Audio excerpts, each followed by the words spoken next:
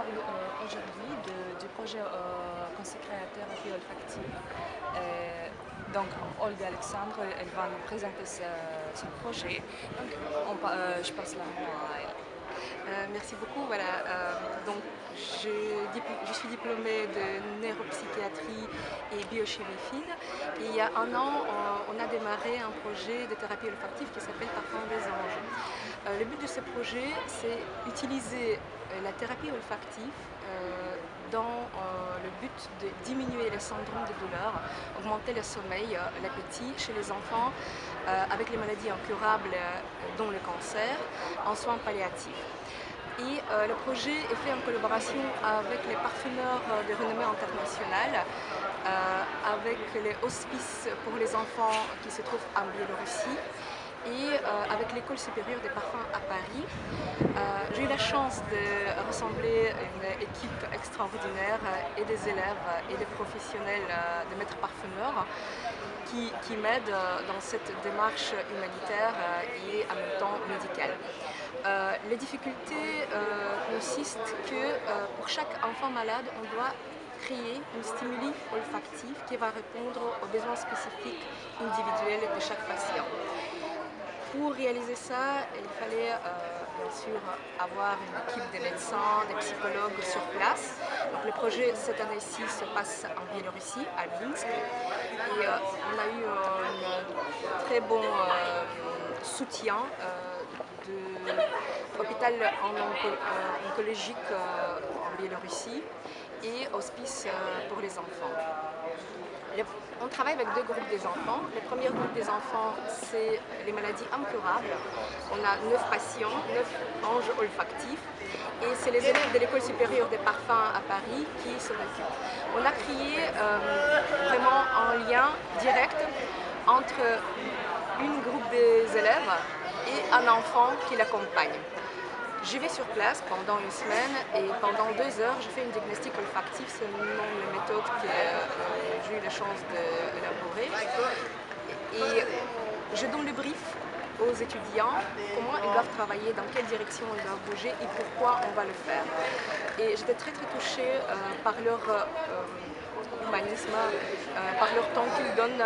Il faut savoir que le projet Parfum des anges se passe en général vendredi soir. On se ressemble vers 18h30 et souvent les élèves ils remettent leur départ à la maison, ils restent dans le labo pour travailler et pour consacrer ce temps libre à ce projet.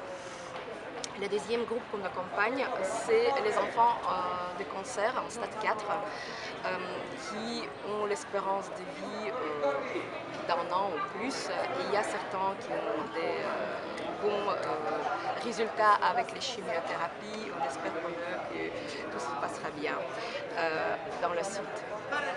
Il y a 7 enfants qu'on a acceptés dans ce projet et c'est les maîtres parfumeurs qui s'en occupent pour créer, qui font la création de stimuli olfactifs pour ces enfants-là.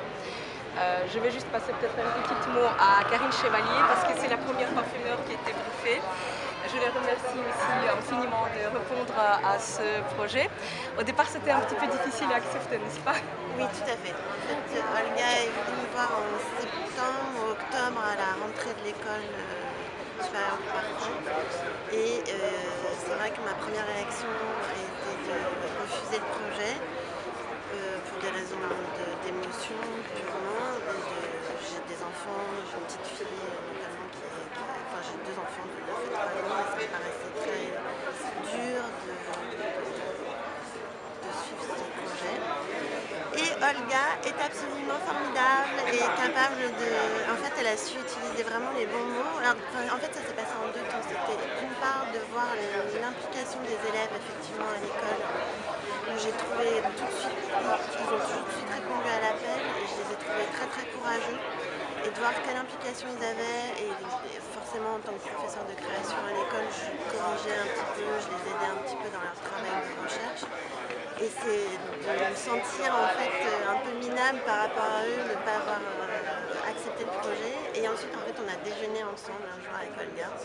Et en fait, elle a su utiliser les mots. Et je crois que la phrase qui m'a le plus touchée, enfin, l'idée qui m'a le plus touchée, c'est qu'en fait, elle a parlé que de vie. En fait, on est là vraiment pour leur apporter encore de la vie, de la joie. Et c'est là-dessus que j'étais convaincue. Voilà. On parle des cancers, il y a deux mots qui vont être utilisés. Combattre la maladie et combattre la mort, et aussi accepter dans le cas échéant cette issue, mais accepter avec les lumières, avec les joies de vivre, profiter de chaque instant et savoir accepter l'instant présent et amener beaucoup de sourires et de lumière dans ces instants présents. Vous savez que les enfants sont extrêmement courageux, ils sont très souriants et dans les cadres de maladies incurables, ils sortent très rarement. Souvent c'est les enfants qui sont dans les chaises roulantes ou qui n'ont pas de capacité de sortir par une raison ou l'autre, raison médicale. Mais chaque fois quand j'ai diagnostiqué, pour eux c'était un voyage extraordinaire. Les odeurs peuvent vous amener dans l'autre bout du monde et les élèves ont créé des extraordinaires voyages pour un garçon qui s'appelle Pablo. Il a dit, quand il a senti la création de Fabien, il a dit « Je n'ai jamais senti comment sent le printemps, maintenant je le sais ».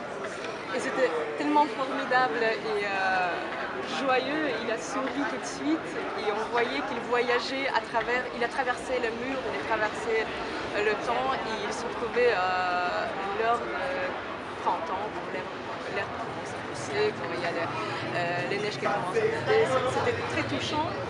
Il y a les filles qui ont écrit en lettres complètes un garçon qui s'appelle Roman. Ils ont donné 3 tickets de voyage, un au Japon, un en Afrique et un en Amérique du Sud. Et grâce à ces voyages, ils disent c'est à toi de choisir où tu veux voyager. Quand l'enfant reçoit les stimuli olfactifs, on teste ça pendant une semaine avec des mesures des symptômes qui s'améliorent. Par exemple, l'enfant mange mieux ou il n'a pas besoin plus de médicaments pour soulager les douleurs. Son état général s'améliore, il est plus souriant, il a des meilleures humeurs, il supporte mieux les différentes circonstances, les traitements, les massages, etc. C'est assez courant. Et selon les enquêtes qui étaient élaborées, les médecins sur place, les psychologues, la famille et l'enfant lui-même, ceux qui sont bien sûr capables, ils vont faire une récapitulatif de leur état psychologique et physiologique.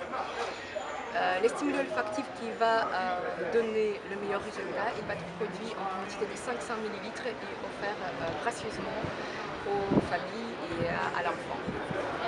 Maintenant, je voulais présenter aussi en tant que femme à moi, mon usage personnel. Et après, je me suis très passionné pour les parfums qui racontent une histoire. Donc, des parfums vivants, des parfums qui nous parlent. Et ça m'a poussé à suivre des cours chez Cinquième Sens, à Paris, avant en Italie avec Louis Tinko.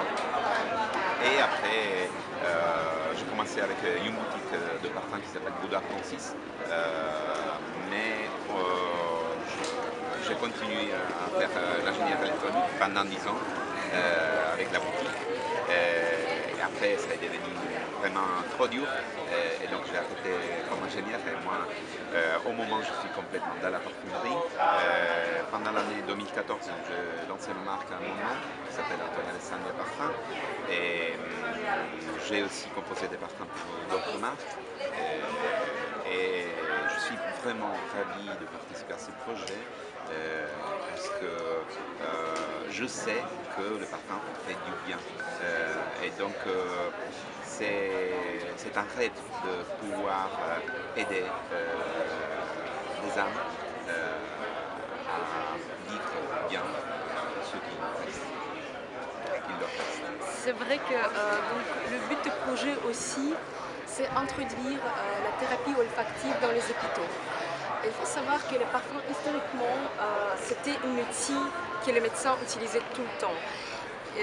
Hippocrate disait que le médecin, c'est une personne avec les narines bien bouchées. En 18e, 19e siècle, il y avait un mouvement en médecine qui s'appelait osphrasiologie. Et c'était les médecins qui diagnostiquaient chaque maladie selon les symptômes olfactifs qu'ils produisaient. Bien sûr, on utilisait énormément des substances odorantes grâce à leur pouvoir thérapeutique. Et ça, je pense qu'il y a beaucoup de gens qui connaissent aromacologie, aromathérapie. Ici, thérapie olfactive, elle est différente parce qu'on utilise les mixtures ou la composition olfactive et on influence plutôt les émotions et les humeurs. Et à travers ça, on va travailler sur autre chose.